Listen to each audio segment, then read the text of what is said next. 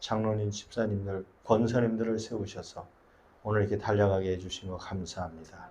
이장인 목사님과 사모님이 주님 앞에 무릎 꿇어 기도하며 사역할 때 하나님의 영이 함께 해주시고 오늘도 이렇게 기름 부어 간절히 기도하는 우리 권사님의 기도가 하나도 땅에 떨어지지 않고 다 응답되게 해 주옵소서. 무더운 여름이지만 이곳에 주의 성령이 함께하사 우리 모두가 하나님의 뜻을 깨닫는 주님의 권세에 붙들림 받는 시간이 되게 해 주시옵소서. 예수님 이름으로 기도합니다. 아멘. 자, 오늘은 학위 직분자 영성예배 오늘 두 번째 시간이에요. 두 번째 시간. 그래서 오늘은요. 시편 119편 165절 말씀을 읽었거든요.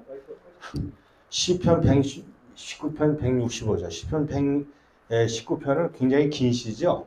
여기에 핵심은 뭐냐면 하나님의 말씀과 하나님의 자녀들과의 관계가 어떻게 되어 있느냐. 이 사실을 계속 설명해 주면서 하나님의 자녀들은 이 말씀이 너무너무 소중한 가치다 하는 내용을 강조하고 있어요. 그러면서 말씀을 사랑하는 자에게는 장애물이 없다 그렇게 되어 있잖아요. 그렇죠? 장애물이 없으면서 큰 평안이, 그렇죠? 큰 평안이 함께 하신다 이렇게 말씀했어요. 이 평안이라는 말씀의 뜻이 뭐가 있냐면요. 이 견딘다, 또 이긴다, 깨닫는다, 또 응답받는다. 이런 내용들이 이 안에 포함되어 있습니다. 그러니까 하나님의 말씀을 사랑하는 분들에게는 인생의 장애물을 어떻게 하면 그 장애물 때문에 넘어지는 게 아니고 그 장애물 때문에 오히려 평안을 얻는 역사가 일어나게 되는데 잘 견딘다는 거예요. 견뎌서 평안을 얻게 되고 이기면서 문제를 이기면서 평안을 얻는 거죠. 승리자가 진정한 평안이 있잖아요. 그렇죠? 그 다음에 깨달으면서 평안을 얻는 거예요. 아, 이 장애물이 나한테 있어야 할 이유가 바로 이것이구나. 그 다음에 응답을 받는 거예요. 하나님의 응답을 받으면서 평안을 누린다. 이런 내용이 요 내용에 함축되어 있었어요. 자, 그래서 오늘 본문 말씀 중요한 건 이제 하나님의 말씀인데 지난번에 우리 지난 그 오후 예배 때 하나님이 우리를 온전케 하신다. 예수님이 그런 기도를 하셨잖아요. 요한복음 17절에 하나님이 우리를 온전케 하신다는 얘기는 우리 스스로는 절대 온전하게 될 수가 없죠. 그렇죠? 지금 이제 지난 주일날 했던 거를 약간 반복을 하면서 이제 넘어가야 연결이 되거든요. 절대 온전케 안 돼요. 그런데 하나님이 온전케 하신다는 의지를 가지셨기 때문에 우리를 마땅히 온전케 하시는 거예요. 장로님이 저기 있는 돌을 내가 갖다가 어디다 심어놔야 되겠다는 의지 때문에 여기 갖다 놓은 거예요. 그렇죠? 이게 제 역할을 하고 있는 거라고. 그럼 오늘 우리도 온전케 하신다는 아버지의 의지가 우리에게 전달이 됐어요. 선택을 받아가지고. 그래서 온전케 하시는데 온전케 하시는 세 가지 방법이 있다고 그랬죠? 그래서 첫째는 뭐였죠? 두 번째는 그거였죠? 세 번째는 그거라면요. 평안이 있을지어다예요. 자, 첫째는 뭐였죠? 하나님 우리를 온전케 하시는 첫 번째 방법은 뭐죠? 환경이죠, 환경. 환경이요, 환경. 그렇죠? 그래서 성경에는요, 사건이 나오는데 어느 환경 속에서 어떤 사건이 일어났다는 게 계속 나와요. 환경. 두 번째는 뭐였죠? 하나님의 말씀. 말씀이에요, 말씀. 세 번째는 누가 오시는 거예요? 성령님이 오셔가지고 우리를 온전케 하신다. 그렇게 지난 시간에 우리가 살펴봤죠. 그렇죠? 네, 그래서 성경에 보면은 우리를 온전케 하실 때 첫째는 뭐라고요? 환경. 두 번째는 말씀. 세 번째는 성령님이 오셔서 우리를 온전케 하신다 하는 내용을 성경은 계속해서 반복해서 말씀했어요. 그래서 중요한 거는 환경도 있고 성령님도 있는데 이 모든 것들을 함께 연결해 줄 수 있는 연결고리는 뭡니까? 하나님의 말씀이라는 거예요. 말씀. 말씀이 없이 환경만 있으면 불평하고 원망하고 살아요. 병듭니다. 우울증에 걸려요. 그렇죠? 네. 또 하나님의 말씀이 있으면서 성령이 오셔야 오늘 우리를 온전히 인도하시는 하나님의 뜻을 깨달을 수 있어요. 예. 그래서 하나님 말씀이 너무나 중요하다는 것을 지난번에 살펴봤습니다. 자, 그래서 오늘도 연결 지점에서 하나님의 말씀, 시편 169편 65절의 말씀을 이렇게 이제 연결시키면서 오늘 제목이 하나님의 말씀을 어떻게 아십니까? 하는 내용을 이제 오늘 이제 제목으로 삼은 거 아니겠어요? 자, 그러면 하나님의 말씀을 우리 승리마을교회 장로님, 권사님들은 지난번에 보니까 야, 말씀을 그냥 수술수술 다 꿰고 계시더라고 이렇게. 네, 이것도 지우개예요. 아, 이것도 지우개고 이렇게 했는데 안 지워지면은 내가 지웠나 안 지웠나 지워지는 거예요. 네. 자, 그러면 이제 보세요 한번. 자, 하나님의 말씀을 이제 네, 하나님의 성경은 몇 권이죠? 66권이죠? 66권이에요. 자, 그럼 제가 성경을 한번 쓸 테니까 또 틀리나 안 틀리나 한번 보세요. 자, 창세기, 그렇죠? 출애굽기, 레위기, 민수기, 신명기, 그 다음에 여호수아죠?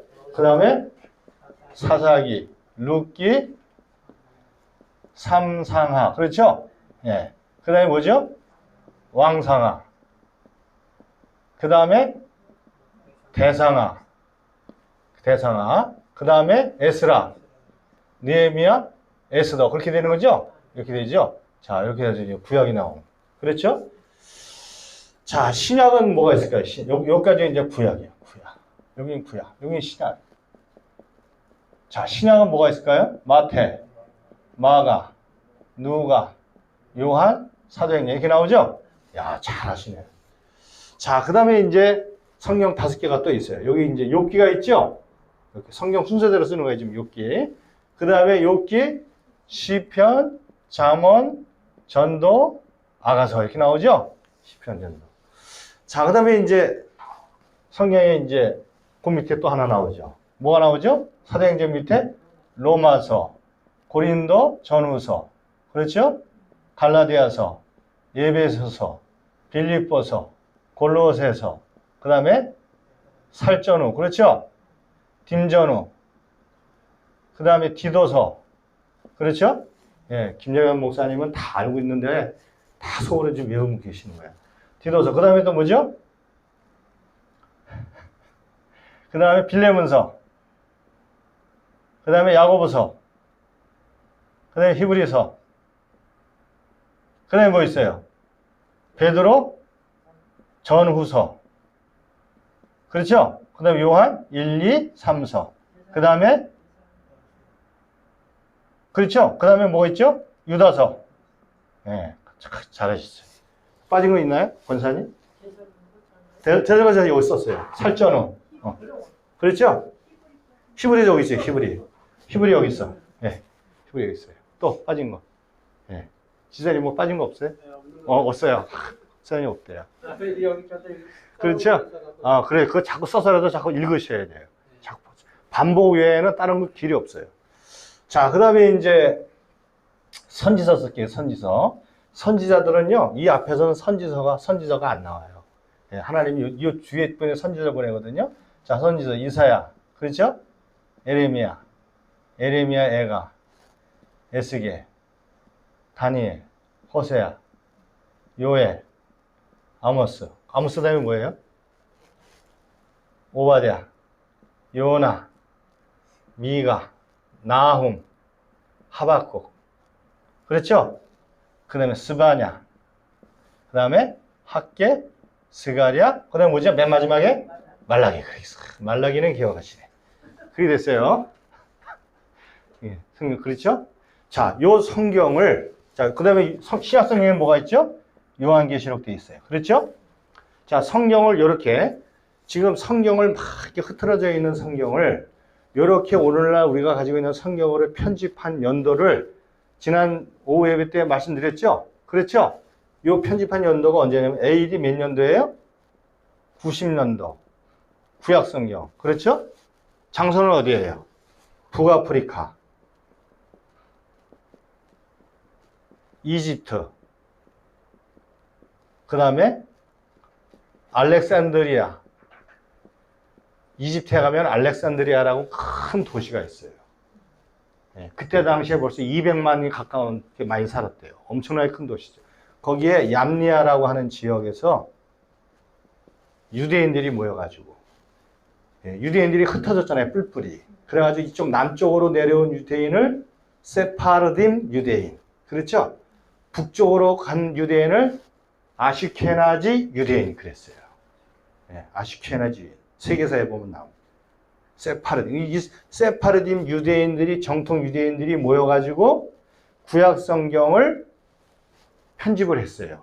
흩어져 있는 걸 모아가지고. 그렇죠? 그 기준은 뭐냐면 하나님의 언약을 기준으로 하는 것으로 해서 성경을 편집을 해가지고 몇 권을 만들었어요? 39권의 구약 성경을 만들어 놓은 거예요. 그게 신앙생활 하면서 교회 뭐 10년, 20년 다니면서, 예? 그렇죠? 이 정도까지는 알고 있어야 돼요. 나중에 손자들이 물어보더라도 알았어요. 그렇죠? AD 90년에. 자, 그 다음에 이제 신약은, 이게 구약입니다. 그 다음에 신약은 언제냐면요. AD는 뭐냐면 예수님이 태어난 시점을 AD 1년으로 삼는 거잖아요. 그러니까 AD 예수님이 태어난 이후에 90년이 지난 거예요. 예수님은 AD 몇 년에 돌아가셨어요? 33년을 살고 돌아가셨잖아요. 그렇죠? 그러니까 33년 이후에 57년이 지난 다음 90년에 이렇게 이게 편집이 됐다. 구약 성경이. 그 다음에 신약 성경은 AD 397년이에요. 그러니까 구약 성경보다 307년 이후에 신약 성경이 편집이 됐어요. 그래가지고 어디서 냈냐면 요거는요. 얘도 북아프리카인데 북아프리카의 튀니지라고 하세요. 튀니지 들어보셨죠? 튀니지 거기 카르타고라고 하는 데가 있어요. 카르타고라는 항구도시에 세파르딤계 유대인들이 모여가지고 신약 성경을 편집했어요. 그 기준은 뭐냐면 구약 성경에서의 메시아, 구원자가 오신다는 내용을 기점으로 하고 그 다음에 사도들의 정통성, 사도가 몇 명이죠? 12명이죠? 그 사도들을 통해 주신 말씀이다. 그거를 딱 기준으로 해가지고 신약 성경을 딱 준 거예요. 397년에. 그래서 이 신약 성경이 형성이 된 겁니다. 이렇게. 그래서 이 내용은 이제 세 번째 시간인 성경은 어떤 구조로 되어 있는가를 살펴볼 때 이 내용을 더 자세히 말씀하고. 이게 문제가 해결되어야 이 성경을요, 이거를 365일 무덤에 들어갈 때도 성경을 가지고 들어간다고요. 그렇죠? 터면서부터. 그렇죠? 목사도 마찬가지고 장로님, 권사님 다 마찬가지야. 그런데 이 성경이 뭔 내용인지도 모르고 숲속을 헤매는 내용이 돼서는 될까요? 안 될까요? 안 돼요. 이 내용이 이게 이렇게 연결되는구나 하는 내용을 알고 있어야 우리가 하나님의 마음을 알고 신앙생활을 제대로 할 수 있는 직분자가 되는 거죠. 예. 자, 그래서 이렇게 내용이 되어 있다는 것을 지난번에 꼭 했으니까 이 내용을 잘 기억하시기를 바라고요. 여기만 지우죠. 자, 지우고 그 다음에 성경은 한마디로 뭐라고 말할 수가 있을까요? 성경을 지난번에 얘기했던 것처럼 성경을 딱 겉페이지를 넘기면은 뭐라고 되어 있죠? 구약. 그렇죠? 구약 성경 끝나면 뭐예요? 신약 이렇게 나오죠? 그래서 성경은 하나님이 인간에게 맺으신 일방적인 약속이다. 그래서 약속이에요. 성경은. 하나님이 인간에게 일방적으로 맺으셨어요. 인간이 언제 하나님 앞에 언약 맺어요. 쫓아다닌 적 없잖아요. 그렇죠? 약속해 주세요. 말한 것도 없잖아요. 그런데 하나님이 인간에게 찾아오셔가지고 약속을 딱 체결하셨어요. 약속을. 그래서 하나님이 맺은 약속이기 때문에 높으신 분이 창조주가 맺은 분이기 때문에 언약이다. 그렇죠? 이렇게 말씀하고 마지막으로 남겨준 수많은 내용들이 있는데 마지막으로 남겨준 것이기 때문에 유언과 같다 이렇게 표현했죠. 그래서 테스타먼트라는 성경이 이제 나오잖아요. 성경이 테스타먼트. 그다음에 언약 이렇게 나오잖아요. 그래서 일방적인 약속이에요. 약속. 그러면 이 약속을 하나님이 맺으실 때 모든 사람하고 약속을 맺을까요? 아닐까요? 장로님. 그렇죠. 모든 사람에게 약속을 체결하는 게 아니고 하나님이 예정하신 분에게만 이 약속을 체결하셔요. 그래서 성령은 선택했다. 은혜를 받은 사람. 이 내용을 계속 강조하는 거예요. 그러니까 오늘 우리는 지금 이 자리에 있는 거는 약속이 있기 때문에 오늘 이 자리에 같이 있는 거예요. 약속의 자녀예요. 자, 그렇게 이제 아시고. 자, 그러면 이제 약속을 뵈는데 구약 성경에서 있는 그 언약이 몇 개라고 그랬죠? 구약 성경에. 자, 구약이 여기서부터 여기까지가 구약이잖아요. 그렇죠? 여기 구약에 언약이 몇 개 언약이 있다고 했어요. 자, 첫째 무슨 언약이죠? 창조의 언약. 그렇죠? 예.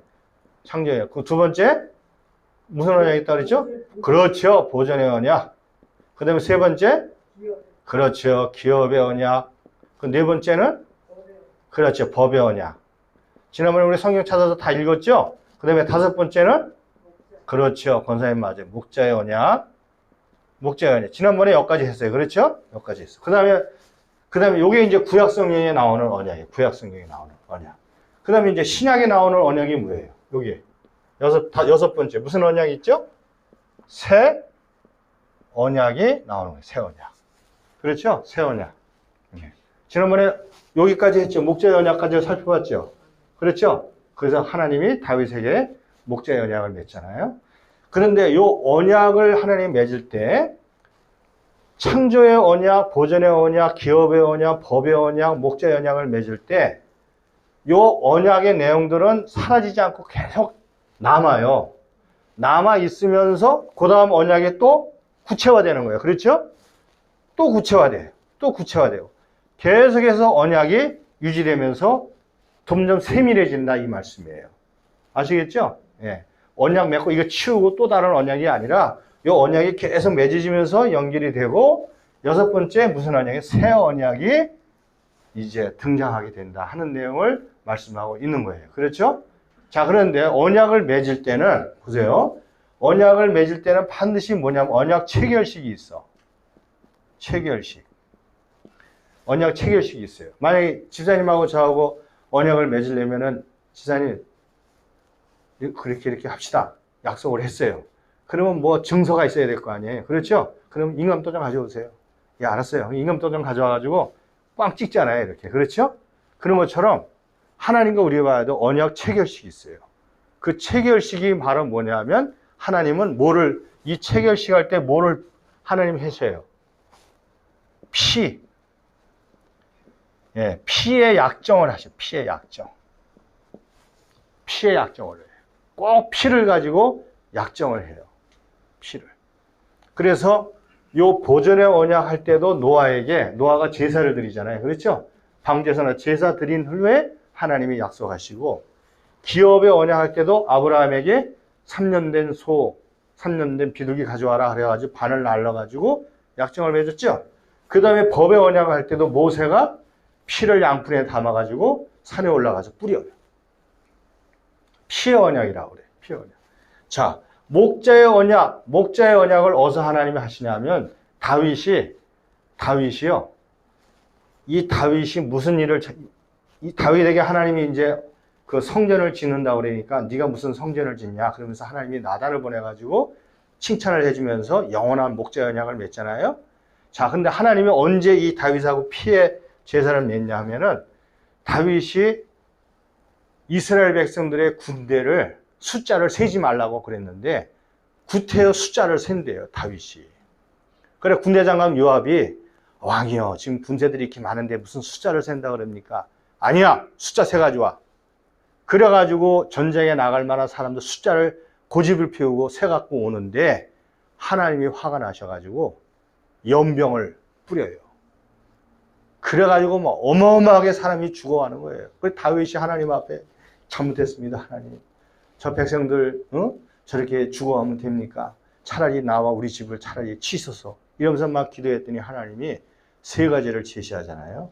세 가지를 제시하는데 7년 기근을 보내고 전쟁이 남은 이웃 나라가 쳐들어오게 되고 그 다음에 질병이 창궐하고 이 세 가지 중에서 뭘 할 것이냐 그랬을 때 이 다윗이 질병을 차라리 선택하겠습니다. 그래가지고 질병을 맞으면서 질병이 끝날 때 다윗에게 하나님이 아라우나의 타작마당에 가서 뭘 드리라고 그래요? 번제를 드리라 그래요. 번제를. 그래가지고 이 타작마당에 가가지고 번제를 딱 드리는데 하나님이 그 번제를 받으시고 질병을 그 징계를 끝내시죠. 끝내는데 그 아라우나의 타작마당이 바로 누구였어요? 아브라함이 그 아들 이삭을 뭐를 바칠 때? 번제로 바치려고 칼을 들어서 죽이려고 하다가 옆에 있는 순양을 잡아가지고 번제로 드렸던 바로 그 장소였어요. 모리아산. 아라우나 타작만 모리아산이에요. 그렇게 연결돼. 바로 그 자리에 나중에 솔로몬이 뭘 지어요? 성전을 지어요. 기가 막히게 연결되지. 그렇죠? 그 안에 핵심은 바로 뭐예요? 피입니다. 피. 피 제사를 반드시 요구하셔요. 그래서 언약을 지키면은 너희가 살고 언약을 못 지키면은 이 피를 흘린 짐승처럼 죽는다는 거예요. 그래서 이 피가 결국 뭐로 연결되냐면은 제사제도하고 연결이 돼요. 구약의 제사제도. 피의 제사. 하나님은 반드시 뭘 받아요? 제사를 드릴 때 피의 제사를 받아요. 번제 제사를 받으세요. 화목제, 희생제를 받으세요. 이 내용을 잘 기억하셔야 돼요. 그게 바로 뭐냐면 뭐 때문에 그래요? 요 언약 때문에 그래요. 언약. 요 언약 때문에. 요 언약이 아주 그걸 요구하시는 거예요. 자, 그러면 이제 새 언약을 보세요. 자, 새 언약은 어디에 나와 있느냐? 새 언약은 누구랑 맺죠? 새 언약은 예수님과 새 언약이 맺어지. 예수님이 맺지. 새 언약. 그렇죠? 자, 여기 보면 창조의 언약은 누구랑 했어요? 아담. 보존의 언약은 누구랑 했죠? 보존의 언약. 김정현 목사님. 보존의 목사님은 노아. 노아. 그 다음에 기업의 언약은 아브라함. 그 다음에 법의 언약은 모세. 그 다음에 목자의 언약은 누구예요? 다윗. 그렇게 했어요. 다윗. 네, 다윗 했어요. 그러면 이제 새 언약은 예수님이 이제 하시는데, 자, 새 언약은 어디에 나와 있느냐? 자, 이제 우리, 자, 새 언약을 이제 한번 어디에 나와 있냐 한번 찾아보려고 해요. 새 언약. 자, 새 언약은요. 자, 보시면, 마태복음. 자, 새 언약은 마태복음 26장 28절. 마태복음 26장 28절. 네, 마태복음 26장 28절을 우리 권사님이 한번, 우리 서산 출신 우리 권사님이 한번 읽어주세요. 28절. 예.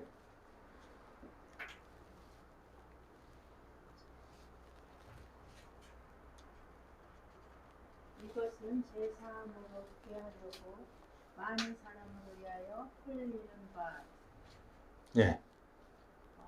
나의 피, 곧 언약의 피니라. 그렇죠. 많은 사람의 죄 사함을 위하여 흘리는 피, 곧 언약의 피다. 그러면서 예수님이 자신의 피를 나누면서 예수님 기념하라고 그러셨죠.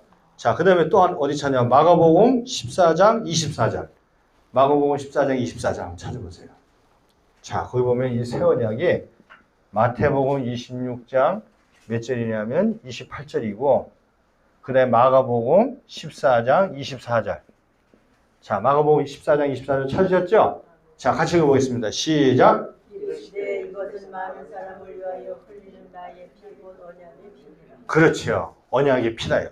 피인데 언약의 피를 흘린다 그랬어요. 그럼 오늘 우리가 신앙생활 하면서 성경을 좀이라도 아시는 분은 예수님 십자가 흘린 피는 그냥 피가 아니고 무슨 피예요?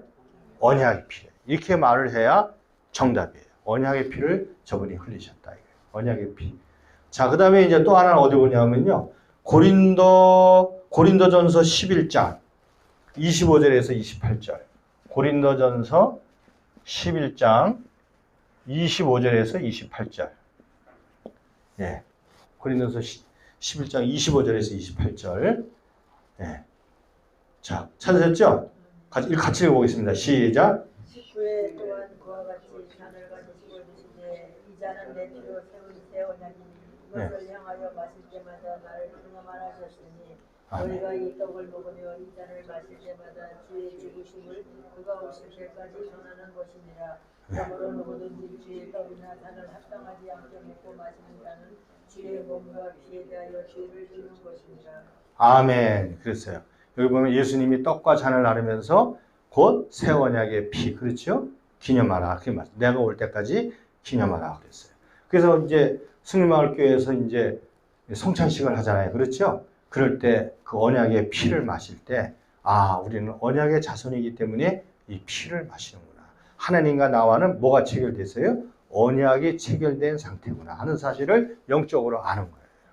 네, 그래서 하나님, 내가 언약을 잘 지키는 자녀가 되도록 성령님 나를 이끌어 주십시오. 이런 마음을 가지고 언약 체결에 우리가 같이 참여하면서 기념을 하는 거예요. 네, 굉장히 중요한 의미입니다. 자, 그렇게 하시는데, 그러면 왜 마태복음, 여기 신약성경에 신약성경 보세요. 여기 뭐 마태복음, 마가복음, 누가복음에도 이제 그 언약 체결하는 내용이 나오거든. 누가복음 22장 20절.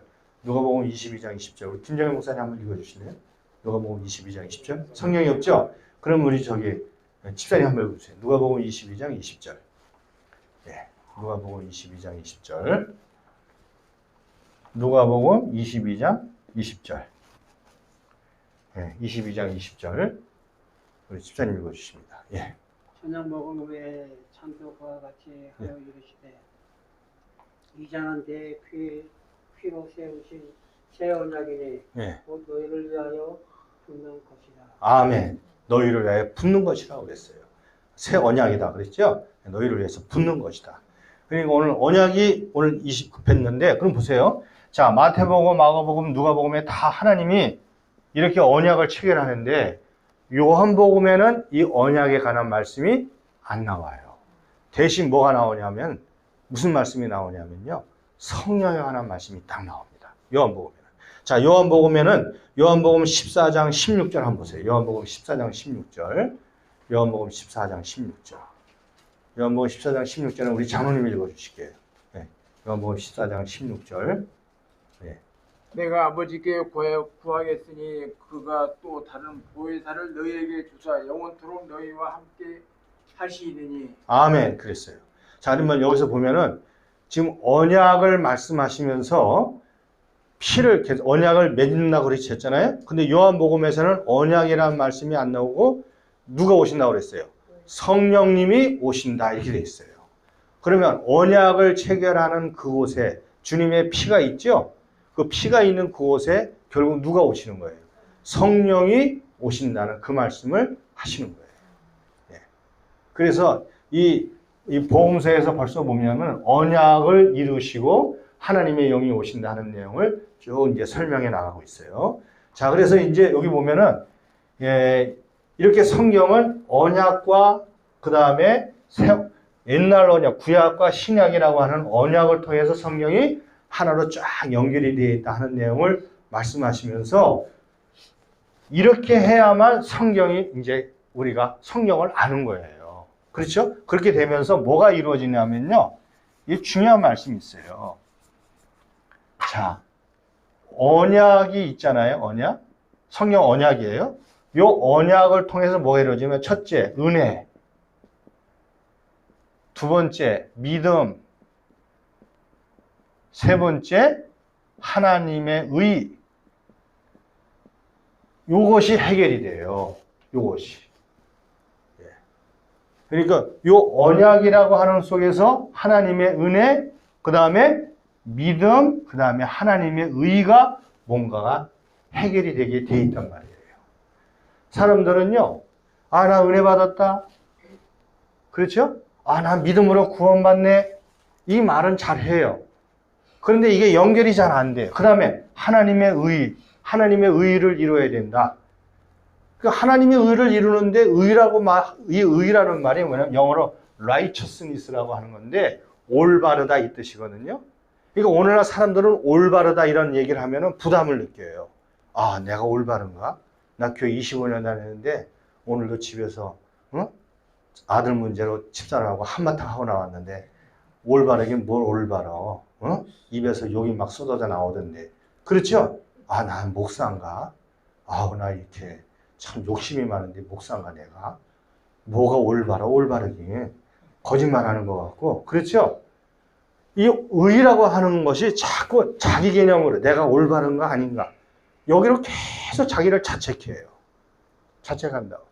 그러면서 나의 가짜 교인 아닌가? 그러고는 막 서로 이제 교인들끼리도 의롭다고 그러는데 야 네가 의롭냐? 저 구멍가게 아저씨가 너보다 더 의롭다. 막 이러면서 싸우기도 하고 말이죠. 의라고 하는 기준을 어떤 도덕적이고 율법을 지키는 그 기준으로 딱 정해놓고 그걸 가지고 사람을 평가하는 거예요.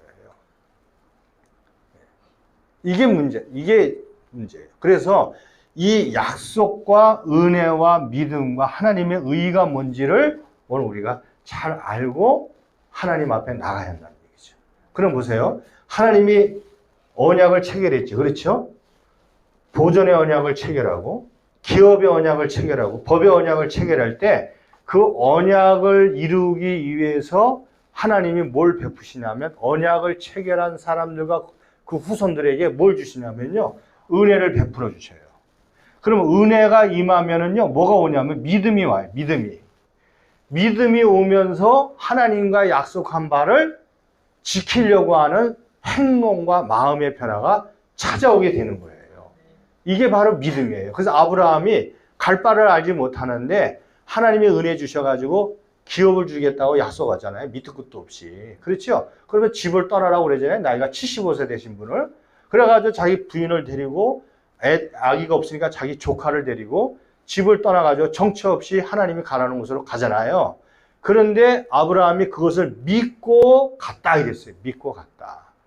그것은 바로 뭐냐? 은혜가 그에게 임했고 믿어지는 거예요. 사건이. 노력한 게 아니고 믿어야지. 막 이게 아니고 그냥 믿어지는 거예요. 아브라함. 노아가 방주를 지냈는데요. 노아는 창세기 6장 8장 9절에 노아는 뭘 받았더라? 은혜를 입었더라 그랬어요. 노아가 은혜를 입으니까 어떻게 돼요? 하나님의 약속이 말씀이 믿어지는 거예요. 그래가지고 뭘 줘요? 방주를 짓는 겁니다. 방주를 쳐요. 그러니까 이게 보면은 은혜하고 믿음, 은혜가 임함으로 믿음이 생기는 거예요. 그 다음에 하나님의 의의가 이제 이게 해결이 돼야 되는데, 그럼 하나님의 의의는 바로 뭐냐? 자, 보십시오. 저는요, 이게 핸드폰을 이게 갖고 다니다가 성경을 이제 아침, 저녁으로 읽잖아요. 하나님이 주시는 말씀이 있어요. 그러면은 이 핸드폰 노트에다가요, 그 말씀을 쳐서 입력을 해요. 야, 하나님이 저를 이제 그 말씀을 통해 저에게 만나신 거예요. 응? 그래가지고 이 말씀을 딱 보는데 요즘 그 의라고 하는 부분이요, 뭐라고 되어 있냐면은 이렇게 되어 있어요. 참, 여기 보니까 뭐라고 되어 있냐면요. 자, 하나님의 의로우심이란 뭐냐? 로마서 3장 25절, 26절에 자, 뭐라고 되어 있냐면 성경 있으시면 한번 찾아보세요. 로마서 3장 25절과 26절. 로마서 3장 로마서 3장 25절과 26절. 자, 로마서 3장 25절과 25절, 26절이죠? 찾으셨죠? 자, 같이 읽어봅니다. 시작. 이 예수를 하나님이 그의 의로서 믿음으로 말미암는 화목제물로 세우셨으니 이는 하나님께서 길이 참으시는 중에 전에 지은 죄를 간과하심으로 자기의 의로우심을 나타내려 하심이라. 곧 이때 자기의 의로움을 나타내사 자기도 의로우시며 또한 예수 믿는 자를 의롭다 하려 하심이라. 이렇게 말씀했어요. 그러니까 보세요. 예수님을 딱 아버지께서 보내셔놓고는 자기가 얼마나 의로운지를 나타내 주시고 이 사건을 믿음으로 받아들이는 사람도 뭐 한다고요? 의롭다 하려 하심이라. 이렇게 얘기했어요. 그렇죠. 그러면 아버지의 의로우심은 뭐냐? 하나님 아버지의 의로우심은 뭐냐 하면 길이 참으시는 중에 이 지구촌에 있는 수많은 사람들이 지은 죄를 어떻게 하셔요? 용서하심으로. 그런데 어떻게 용서하시냐면은 예수님을 통해서 그 아들의 피로써 그거를 용서하신다는 거예요. 그런데 3장 25절에 그의 피로써 믿음으로 말미암는 화목제물로 세우셨으니 그랬어요. 그렇죠? 그러니까 예수님을 십자가에 매달려 피를 흘렸는데 언약의 피를 흘리셨잖아요. 그 언약의 피를 흘린 예수님을 하나님의 은혜로 믿음으로 받아들이는 거예요. 믿어지는 거예요, 그냥. 믿어지는데 그 예수님은 뭐냐면 죄를 짓는 것을 용서하는 화목제물이라 이거예요. 그 화목제물로 드린 아들을 믿음으로 받아들이는 그 사건을 통해서 전에 지은 모든 죄를 용서하시는 아버지의 의로움을 나타내 보이셨다는 거예요. 그 아버지의 의로움을 내가 믿음으로 받아들일 때 그 사람은 어떤 사람이 되는 거예요? 의롭다라고 하나님이 인정해 주신다는 겁니다. 그게 하나님의 의예요. 그래서 그 다음에 자 그렇게 고기를 설명해 놓고 요 하나님의 의가 뭔가 완전히 해결돼야 돼. 그 다음에 어디를 보시냐면요. 로마서 4장 16절 한번 보세요. 로마서 4장 16절. 자, 로마서 4장 16절. 로마서 4장 16절 찾으셨죠? 우리 같이 읽어봅니다. 시작. 아브라함이 4장 16절 찾으셨어요? 시작 한번 읽어보세요. 시작. 그러므로 상속자가 되는 것이 은혜에 속하지하여 믿음으로 되나니 이는 그 약속을 그 모든 후손에게 굳게 하려 하심이라. 율법에 속한 자에게 뿐만 아니라 아브라함의 믿음에 속한 자에게도 그러하니 아브라함은 우리 모든 사람의 조상이라. 그렇습니다. 거기 보면은 자 상속자가 되는 거, 아브라함의 후손들이 상속자가 되기 위해서는 그것이 은혜에 속하기 위해서, 그렇죠? 은혜에 속하기 위해서는 뭐로 된다고요? 믿음으로 된다 이렇게 해서 믿음으로 된다. 그러니까 지금 뭐냐면 아브라함의 후손들이 믿음을 가지게 된 것은, 그렇죠? 믿음을 가지게 된 것은 그들의 노력으로 된 거예요? 아니면 하나님의 무엇 때문에 그렇게 된 거예요?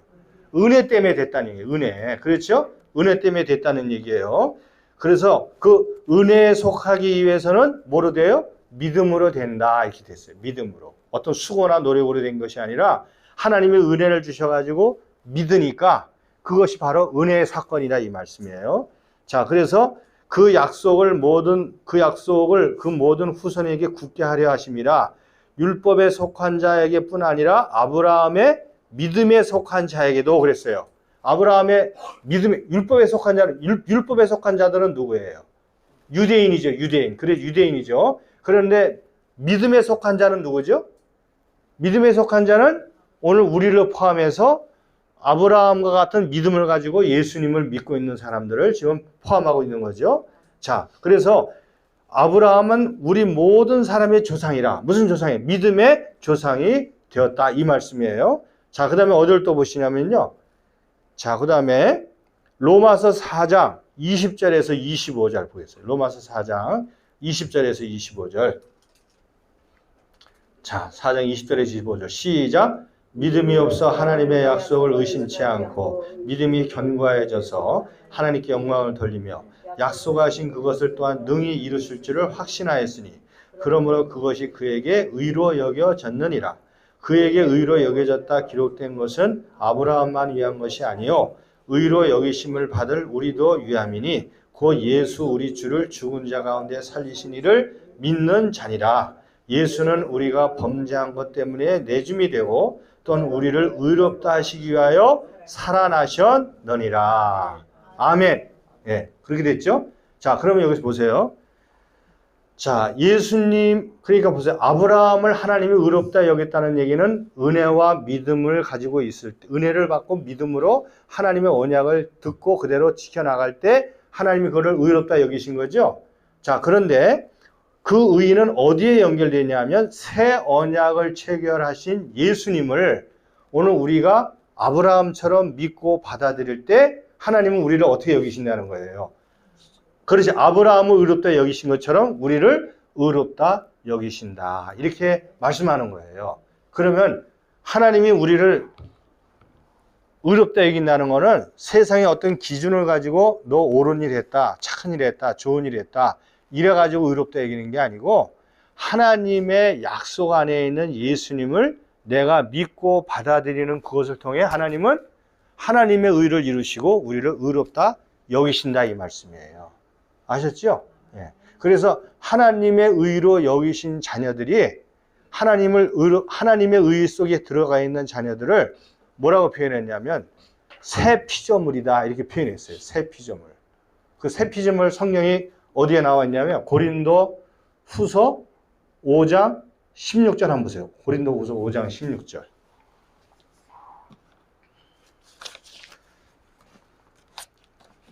그리스도 안에 있으면 새로운 피조물이란 말이 나오죠. 고린도 후서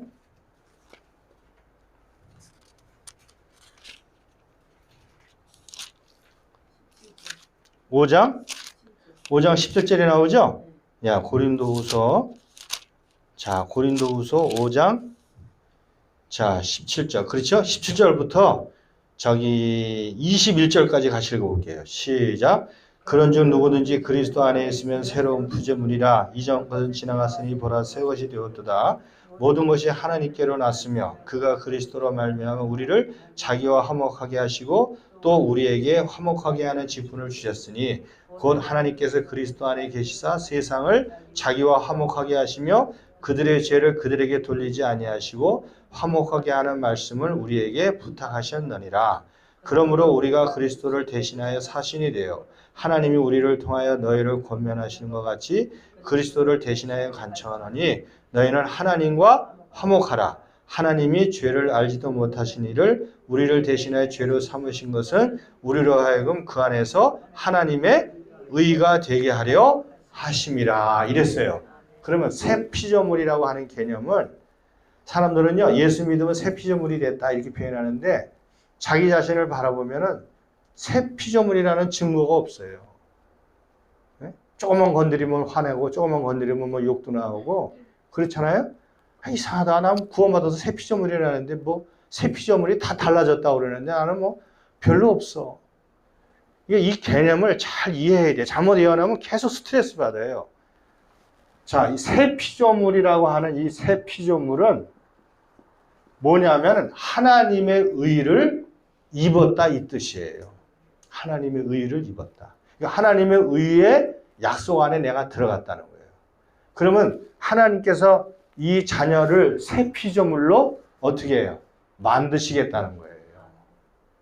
우리를 온전케 하시는 것을 만드시겠다 이거죠. 그렇죠? 네, 만드시. 하나님이 작정하고 만드시겠다는 거예요. 여기 있는 목사도 그렇고 우리 장로님도 그렇고 하나님이 아주 작정하고 새 피조물로 만드시겠다 이거예요. 하나님의 의 속에 있다는 얘기는. 그러면 새 피조물로 만드는 인간은 절대 하나님의 기준을 요구하는 새 피조물이 스스로 될 수가 없습니다. 이제 예수님의 그 피를 믿고 하나님의 의를 이제 우리가 입었잖아요. 그러면 주님께서 언약 안으로 들어왔구나. 하나님의 은혜를 베풀어 주시고 믿음을 주셔가지고 새 피조물을 만드는 작업 안으로 우리를 이끌어 가셔요. 어떻게 해요? 아까 말씀했던 것처럼 환경, 그렇죠? 말씀, 믿음을 통해서 새 피조물로 하나님이 원하는 피조물로 빚어가시는 거예요. 그래서 베드로전서 1장 21절에 믿음의 덕을, 덕의 지식을, 지식의 절제를, 절제의 인내를, 인내의 경건을, 경건을 형제 우애를.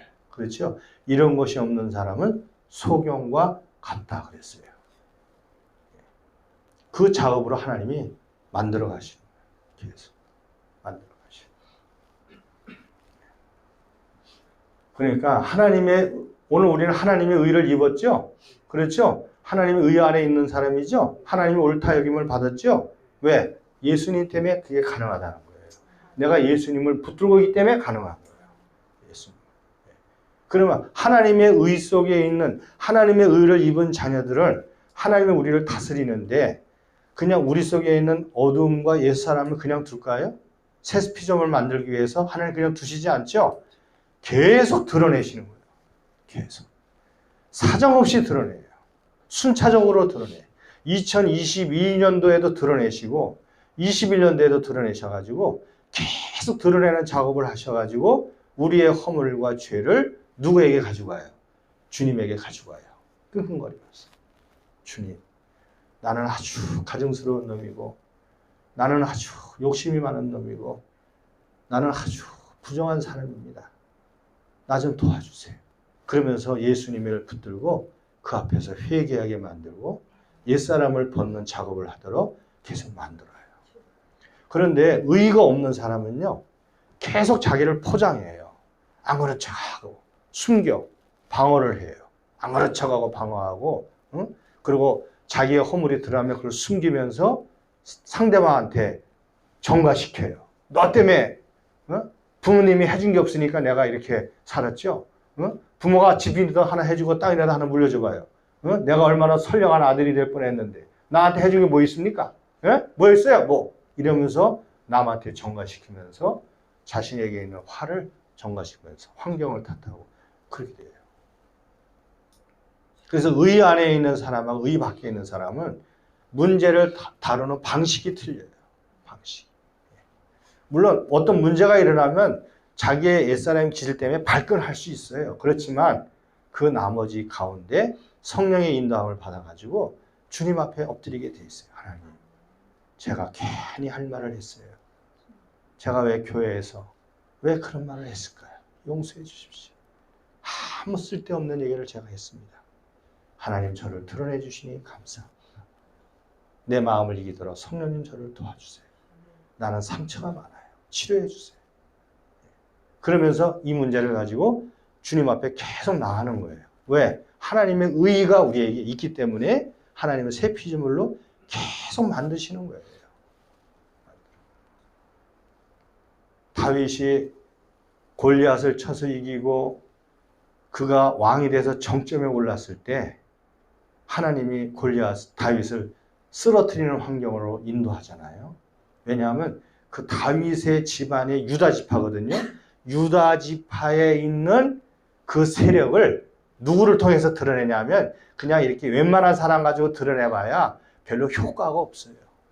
그런데 다윗이라는 사람이 골리앗을 죽이고 사울 밑에서 산전수전 다 겪고 왕이 딱 올랐을 때 그때 다윗과 다윗의 조상들에게 있는 허물을 하나님이 일시에 확 드러내 버리는 거예요. 그게 뭐냐 하면 밧세바 사건이에요. 전쟁터에 나갔는데 아우 오늘 덥네, 날씨 덥네 이래가지고 괜히 옥상에 올라가가지고 밑을 내려다보다가 우리 아내 밧세바가 목욕하는 걸 보잖아요. 아이고 머니 내가 잘못 봤구나. 기도하러 가야지. 이래야 되는데 거기에 꽂혀가지고 있다가 사건 저지르는 거 아니에요. 그러면 다윗이 거기서 마음을 조절할 수 있었느냐? 조절 못해. 하나님이 그걸 드러내시는 거예요. 다윗을. 그래가지고 그때부터 사무엘상 그 13장서부터 그 집안에 막 바람이 불잖아요. 결국 아들한테 쫓겨나가고 사람 죽어나가고 이런 고통을 통해서 다윗을 하나님이 아주 싹싹 벗겨내시는 거예요. 왜냐하면 그를 새 피조물로 하나님이 만드셔야 되기 때문에. 일시에 드러낸 거예요. 일시. 우리는 절대 자만할 것도 없어요. 일시에 드러냅니다. 그러니까 오늘 기도하는 우리 권사님들, 우리 목사님들 장로 계시지만 이게 기도하다 보면요. 집안에 흐르는 어둠의 세력이 다 드러나요. 내 자신이 정결하면 정결할수록 어두움이 자꾸 드러나요. 아, 우리 집은 정말 교만하구나. 저희 아버님이 돌아가셔가지고 장례를 치렀는데 형제들이 모였거든요.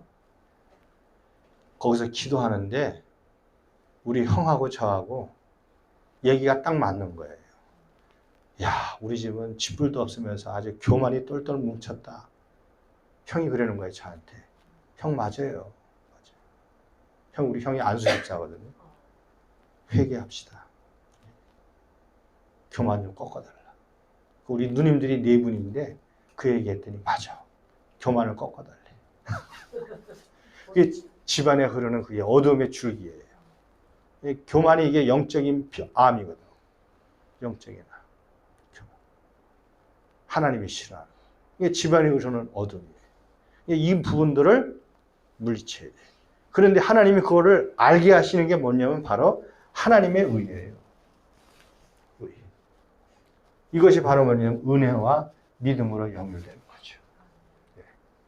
하나님이 언약을 체결하신 다음에 은혜를 딱 주시고는 믿음을 주시고는 어디로 불러들여요? 의의 세계로 불러들여요. 너는 앞으로 내가 원하는 기준으로 살아야 한다. 돈도 아니고 명예도 아니고 내를 기쁘게 할 수 있는 삶을 살아다. 그 길로 가는 거예요. 그래서 나중에 그 다윗이요. 나이가 많이 들었잖아요. 장로님. 그렇죠? 다윗이. 그 임종할 때가 됐는데 인간적인 방법을 써요. 이스라엘 왕궁실에서. 그래가지고 그 젊은 아가씨를 들여보내잖아요. 그렇죠? 젊은 아가씨를 들여보내가지고 몸이라도 좀 뜨겁게 달궈주고 잠을 자게 하려고 들여보내는데 다윗은 이미 영적인 수준이 하나님이 뭘 원하는 걸 알고 있어요. 멀리합니다. 멀리. 왜냐하면 자기가 하나님 앞에 쓸 자기 자신을 준비하는 거예요. 아서라. 하나님이요. 하나님이 사랑하는 사람은요. 스스로 이런 문제를 정리하도록 아주 만들어버려요. 대단한 분이에요. 그 여자요? 그래서 뭐 어떻게 할 수 없지. 뭐 그냥 맞다가 그냥 갔죠. 우리나라 보니까 그분은 그냥 평생 거기서 수절하고 있대. 그죠? 상공처럼. 그렇죠? 그런 얘기가 성경에 안 나왔는데. 불쌍한 아가씨지, 그도. 그렇죠? 들여보냈는데 그냥 다윗이 거절하는 거예요. 다윗이. 하나님이 그렇게 만드시는 거예요. 사람을 만들어가지고 다윗을 영원한 시간 속에서 받으시겠다는 거예요. 네. 그 작업까지 하셔요. 돈도 아니고 명예도 아니고 하나님 앞에 바로 서야 되겠다. 그게 바로 하나님의 의의 시간으로 우리를 이끌어 가신다. 이 말씀이죠.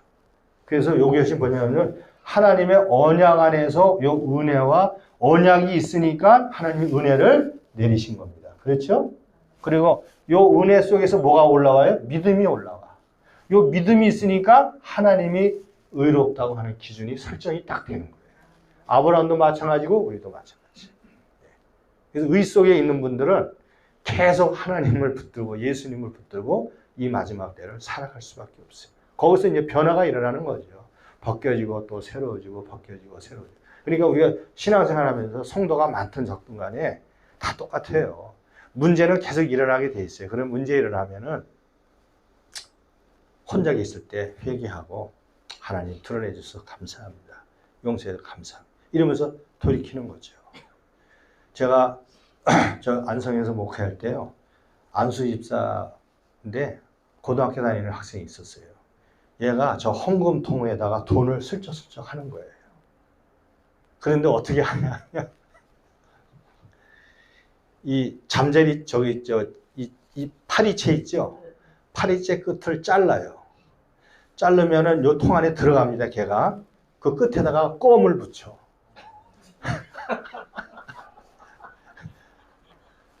그래가지고 붙여가지고 이렇게 넣어가지고 종이를 딱 붙잖아요. 밑에 종이가 있으면 들어올리면 그것을 꺼내고 그걸 여러 번 들켰어요. 그래가지고 이제 교회 중직자 되시는 분이 불렀어요. 그 아버지를. 그래가지고 조용한 방에 가서 얘기를 했어요.